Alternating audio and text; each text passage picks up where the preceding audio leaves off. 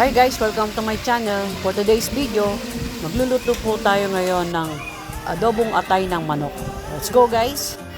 Ayan guys, igisa po natin sa sibuyas, sa bawang, at lagyan po natin ng bay leaf. So kasama po natin to sa paghalo. Ito pong bay leaf natin. So, and next po lagyan po natin ng Knorr cubes chicken, and then lagyan po natin ng toyo.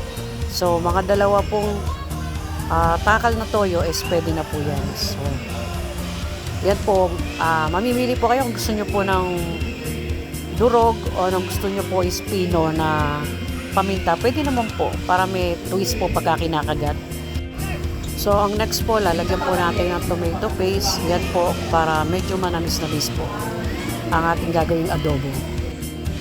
Tapos, pagkatapos na natin lagyan, yan po, hahaluin po natin siya para dumikit po yung mga pampalasa na ginawa natin. So yan po guys, ang tomato paste na nilagay natin.